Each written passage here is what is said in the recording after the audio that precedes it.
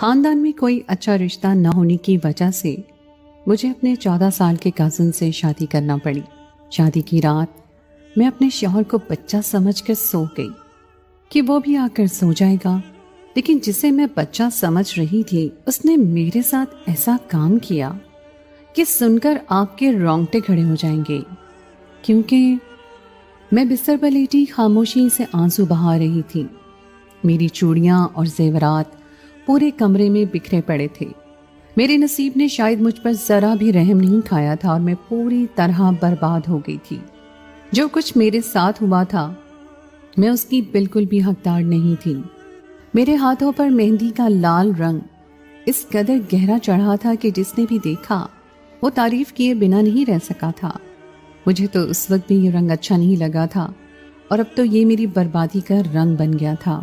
شادی کی وہ رات جو سب کے لیے سپنوں کی بارات ہوتی ہے، میرے لیے شادی سے پہلے ہی بے معنی تھی، اور جب وہ رات میری زندگی میں آئی تو سب کچھ ہی بدل کر رہ گیا۔ میں سوچ بھی نہیں سکتی تھی کہ میرا شوہر میرے ساتھ ایسا سلوک بھی کر سکتا ہے۔ میرے نزدیک تو وہ ایک چھوٹا بچہ تھا جسے رشتوں کی بھی زیادہ سمجھ نہیں تھی۔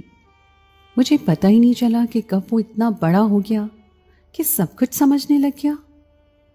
میں تو یہ سوچ کر سکون سے سو گئی تھی کہ اسے ہمارے رشتے سے کوئی غرض نہیں ہوگی۔ مجھے کیا خبر تھی کہ وہ اپنے دل میں کیا کچھ چھپائے بیٹھا ہے، اور شادی کی رات ہی مجھ پر کیسا ستم ڈھانے والا ہے۔ پچھلے کئی گھنٹوں سے آنسو بہانے کی وجہ سے میرا چہرہ سرخ ہو گیا تھا اور آنکھیں بھی سوج گئی تھیں، لیکن آنسو تھے کہ تھمنے کا نام ہی نہیں لے رہے تھے۔ یہ وہ درد تھا جسے مجھے خاموشی سے جھیلنا تھا، کیونکہ اسے زبان پر لانے کی مجھ میں ہمت نہیں تھی۔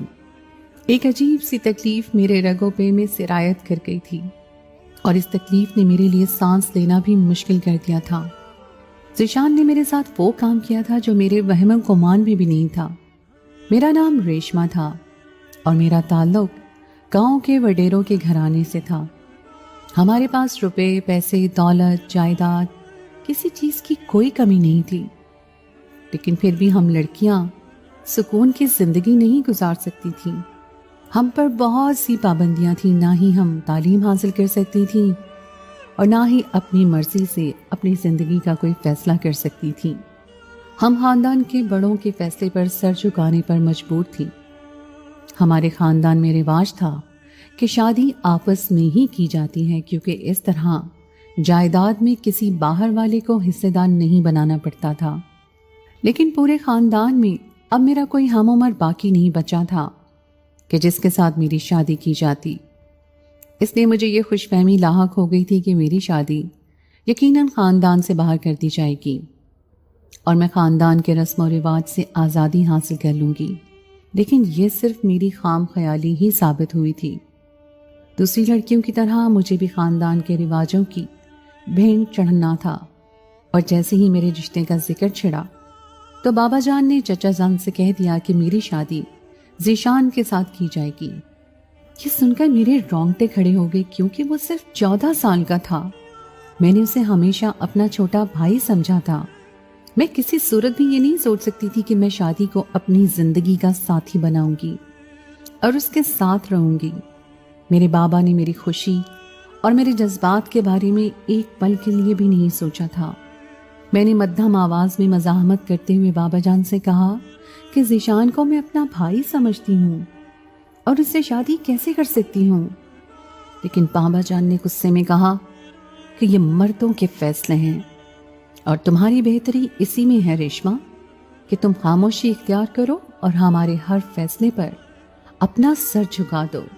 اس سے پہلے کہ میں مزید کچھ کہتی، میری اماں میرا ہاتھ پکڑ کر کھینچتی ہوئی مجھے میرے کمرے میں لے آئیں اور تنبیہ کرتے ہوئے کہنے لگی کہ آج کے بعد مردوں کے فیصلے میں نہ بولنا، ایسا نہ ہو کہ تمہارا انجام بھی تمہاری پھپھو کی طرح بہت بھیانک ہو۔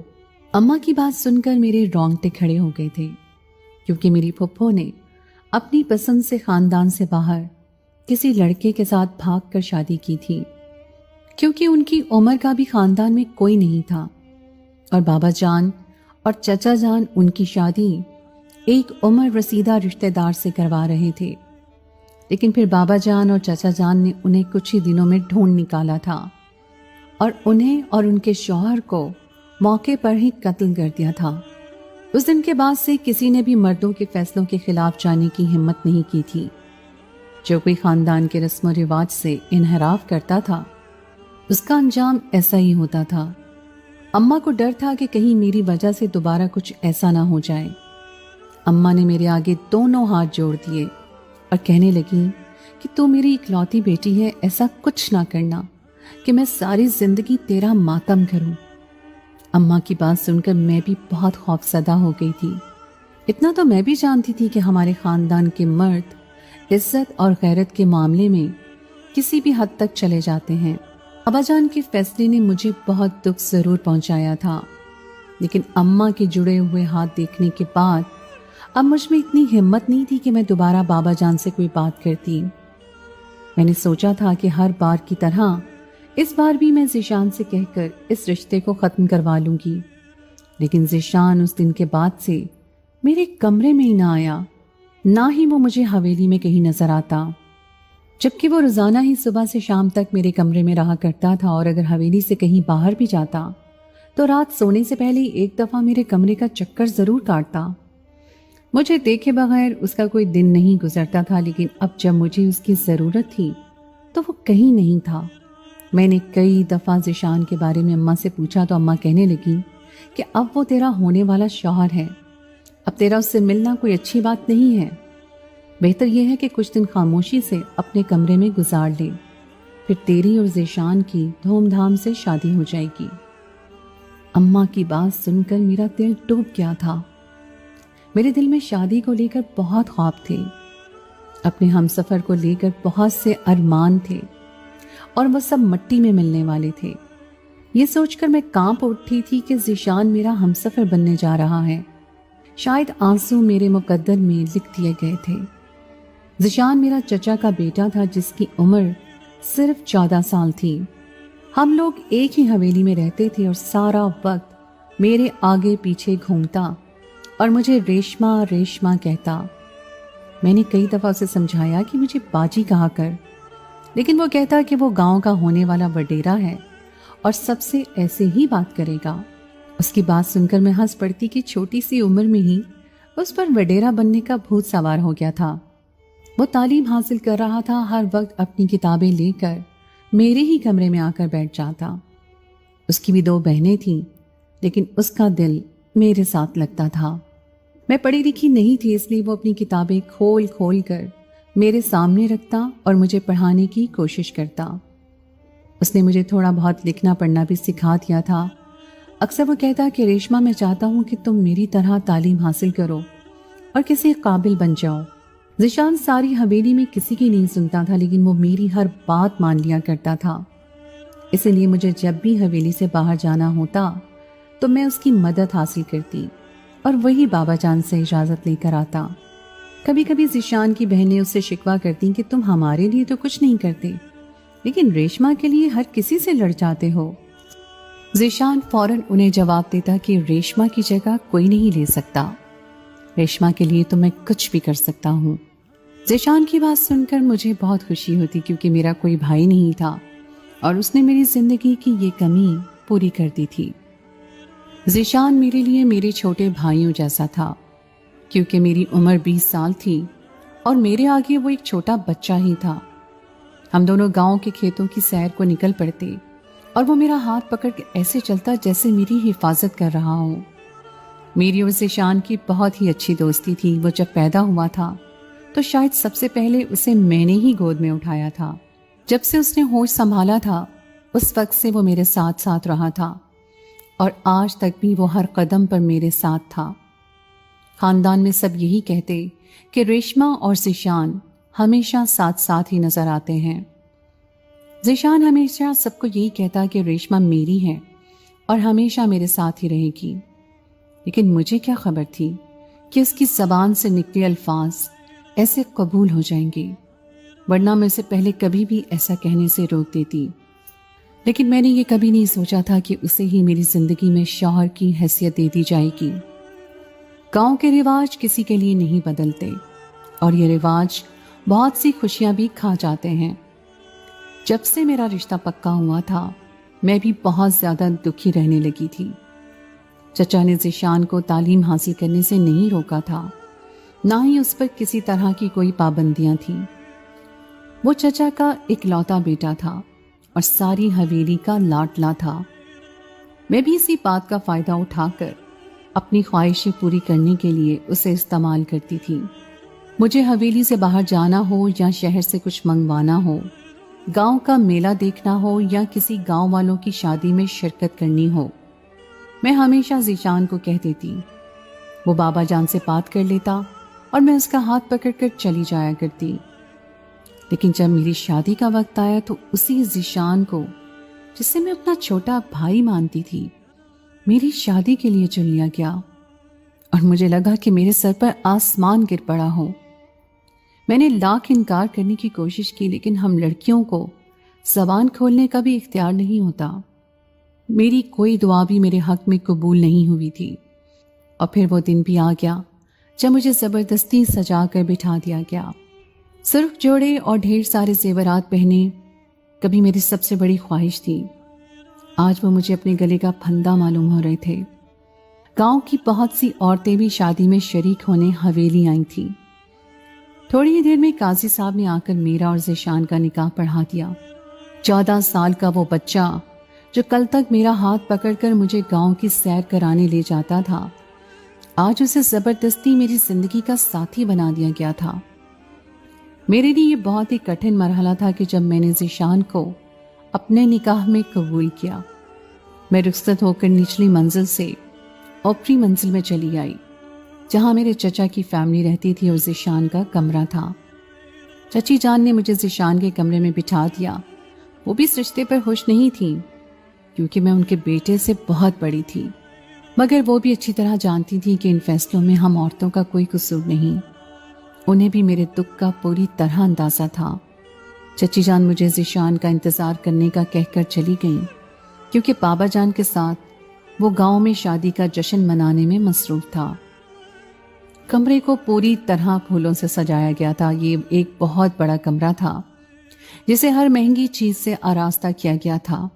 میں ذیشان کے کمرے میں بہت ہی کم آئی تھی کیونکہ وہ خود ہی ہمیشہ میرے کمرے میں آ جاتا، لیکن اب میں ہمیشہ کے لیے اس کمرے کی مکین بن گئی تھی۔ مجھے بیٹھے بیٹھے کافی دیر ہو گئی تھی اور گزری ہوئی زندگی کسی فلم کی طرح میری آنکھوں کے آگے چل رہی تھی۔ میرے لیے ذیشان کو اپنا ہم سفر ماننا بالکل بھی ممکن نہیں تھا، اس لیے میں نے اٹھ کر اپنا عروسی لباس تبدیل کیا اور آنکھیں موند کر سونے کے لیے لیٹ گئی۔ میں نے سوچ لیا تھا کہ ذیشان ابھی عمر میں بہت ہی چھوٹا ہے اور اسے ہمارے رشتے کی نزاکت کا بھی علم نہیں ہوگا، اسی لیے وہ آ کر سو جائے گا۔ اس نے آج تک مجھ سے کبھی ایسی کوئی بات نہیں کی تھی جس سے مجھے یہ اندازہ ہوتا کہ شادی کو لے کر وہ کیا سوچتا ہے۔ مجھے سوئے ہوئے تھوڑی ہی دیر گزری تھی کہ جب ذیشان کمرے میں آ گیا۔ مجھے سوتا ہوا دیکھ کر اس نے مجھے زور سے آواز دی تو میں اٹھ کر بیٹھ گئی۔ وہ میرے سامنے کھڑا مجھے ہی دیکھ رہا تھا۔ مجھ سے کہنے لگا کہ آپ میرا انتظار کیے بغیر کیسے سو گئیں؟ میں نے ذیشان سے کہا کہ رات بہت ہو گئی ہے، تم بھی سونے کے لیے لیٹ جاؤ اور مجھے بھی سونے دو، صبح جلدی اٹھنا ہے۔ گاؤں میں فجر کی اذانوں کے ساتھ ہی سب لوگ اٹھ جایا کرتے تھے اور ابھی رات کے 2 بج چکے تھے۔ ذیشان نے ایک گہری نظر مجھ پر ڈالی اور ایسا کام کیا کہ میں سوچ بھی نہیں سکتی تھی۔ بڑی بے رحمی سے الماری کھول کر اس نے کچھ دستاویز میرے ہاتھ میں تھما دی اور کمرے سے نکل گیا۔ میں حیران پریشان سی بیٹھی تھی کیونکہ مجھے زیادہ لکھنا پڑھنا نہیں آتا تھا۔ ذیشان نے مجھے تھوڑا بہت ہی لکھنا پڑھنا سکھایا تھا، لیکن جیسے ہی میں نے وہ کاغذات کھولے تو مجھے اس میں لکھا ہوا ایک لفظ سمجھ آ گیا اور میری روح فنا ہو گئی۔ میں اس پل کو کوسنے لگی جب ذیشان نے مجھے لکھنا پڑھنا سکھایا تھا۔ کاش میں اس لفظ کو پڑھ ہی نہ پاتی اور کسی خوش فہمی میں مبتلا رہتی۔ میرے اندر ایک ماتم برپا ہو گیا تھا اور ایسا لگتا تھا جیسے کسی نے میرے جسم سے روح کھینچ لی ہو۔ میں نے روتے ہوئے اپنے سارے زیور نوچ کر پھینک دیے تھے اور ساری چوڑیاں بھی اتار دی تھی۔ کمرے میں جگہ جگہ لگے پھولوں کو بھی توڑ کر بکھیر دیا تھا۔ میرے لیے یہ رات کسی قیامت سے کم نہیں تھی۔ میں پوری طرح برباد ہو چکی تھی और जानती थी कि मेरा मुस्तकबिल सिवाय तारीकियों के और कुछ नहीं है। ज़ीशान ने जो दस्तावेज मुझे पकड़ाए थे वो तलाकनामा था, जो शादी की रात ही मुंह दिखाई के तौर पर उसने मुझे थमा दिया था। जिसे छोटा सा बच्चा समझकर बैठी थी, उसने किसी बड़े मर्द की तरह मेरे मुस्तकबिल का फैसला कर लिया था। और मैं जान गई थी कि हवेली की इन 4 दीवारों में हर फैसले का इख्तियार सिर्फ और सिर्फ मर्द जात को ही है। ज़ीशान ने रिश्ता तय होने के बाद से मुझसे कोई बात नहीं की थी और ना ही मेरे जज्बात जानने की कोशिश की थी, बल्कि वो शहर चला गया था और शादी के दिन जब लौट कर आया तो तोहफे के तौर पर ये कागजात भी तैयार करवा के लाया था। हमारे खानदान में तलाक याफ्ता औरतों को कोई हैसियत हासिल नहीं थी। अगर किसी को तलाक हो जाती तो उसे हवेली के पुराने कमरे में किसी इस्तेमाल शुदा सामान की तरह फेंक दिया जाता और वो अपनी सारी जिंदगी वहीं सिसक सिसक कर गुजार देती। मैं जानती थी मेरा हाल भी इससे कुछ मुख्तलिफ नहीं होगा, इसलिए रो रो कर मेरा बुरा हाल हो गया था। इससे तो बेहतर होता कि ज़ीशान मुझे अपने निकाह में रहने देता और मैं उसके कमरे में खामोशी से अपनी जिंदगी गुजार देती। मुझे ऐसे ही रोते रोते कई घंटे गुजर गए थे। फजर की अजान के करीब ज़ीशान लौटकर कमरे में आया तो कमरे का और मेरा हाल देखकर चौंक गया। मैंने उसे गिरेबान से पकड़ लिया और रोते हुए पूछने लगी कि मेरा कसूर क्या था जो मुझे सजा पर सजा सुनाई गई। मैं पहले इस निकाह की तकलीफ में थी और अब मुझे तलाक के अजाब में भी मुब्तला कर दिया। ज़ीशान कहने लगा, रेशमा आप मुझे गलत समझ रही हैं। एक दफा मेरी सारी बात सुन लीजिए, फिर भी कोई फैसला कीजिएगा। मैं खामोश होकर बैठ गई तो वो मेरे कदमों में बैठ गया और कहने लगा, मैंने हमेशा आपको अपनी बड़ी बहन बनाया है और बड़ी बहन की जगह दी है। मैं आपकी बहुत इज्जत करता हूँ, लेकिन मैं ये कभी सोच नहीं सकता था कि हमारे बड़े हम दोनों के हक में इस तरह का गलत फैसला भी कर सकते हैं। जिस दिन मुझे इस रिश्ते का इल्म हुआ मैं सब कुछ छोड़ छाड़ कर शहर चला गया। मैंने सोच लिया था मैं कभी लौट कर गाँव वापस ही नहीं आऊँगा, लेकिन फिर मुझे आपका ख्याल आया क्योंकि अगर मैं लौट कर ना आता तो ये लोग आपकी शादी किसी बुढ़े या शादीशुदा मर्द से करवा देते। मैं आपके साथ किसी तरह की ज्यादती नहीं होने देना चाहता था। मैंने हमेशा ही आपकी हिफाजत की है और मैं जिंदगी भर आपका मुहाफिज बनना चाहता था। इसलिए मैं ये तलाकनामा बनवा कर लाया था कि शादी की पहली रात ही आपको इस बोझ भरे रिश्ते से आज़ाद कर दूंगा, क्योंकि मैं जानता था कि आपके नज़दीक मेरी हैसियत भी एक भाई जैसी है। लेकिन मेरा हरगिज़ भी मकसद आपको तकलीफ पहुंचाना नहीं था, बल्कि मैं आपके मुस्तकबिल को बेहतर बनाना चाहता था। मैं अपने आगे की पढ़ाई के लिए शहर जा रहा हूँ और कई सालों बाद डिग्री लेकर ही लौट कर आऊँगा। जब तक आप हवेली वालों की नज़र में मेरी बीवी की हैसियत से इज्जत से रहेंगी, और जैसे ही मैं डिग्री लेकर वापस आऊँगा मुझे गांव का सरबराह यानी बड़ा वडेरा बना दिया जाएगा। उसके बाद सारे फैसले भी मेरे होंगे और सारे इख्तियार भी मेरे पास होंगे। मैं वापस आने के बाद दुनिया की नज़र में आपको इस रिश्ते से आज़ाद करके आपके लिए आप ही उम्र मैं वापस आने के बाद दुनिया की नज़र में आपको इस रिश्ते से आज़ाद करके आपके लिए आपकी ही उम्र का कोई बेहतरीन रिश्ता ढूंढ लूँगा। मैं सारे पुराने रिवाज ख़त्म करके आपकी शादी ख़ानदान से बाहर करूँगा और फिर यही रिवाज आम कर दूँगा। जो कुछ हमारे साथ हुआ उसी ने मुझे बहुत दुख पहुँचाया है। मैं नहीं चाहता कि आपके साथ भी ऐसा ही कुछ गलत हो। मैं आपको कुछ साल इंतज़ार करना पड़ेगा, बस आपको कुछ साल इंतज़ार करना होगा और मुझ पर पूरा भरोसा करना होगा, तभी मैं आपको आपकी ज़िंदगी की खुशियाँ लौटा पाऊँगा।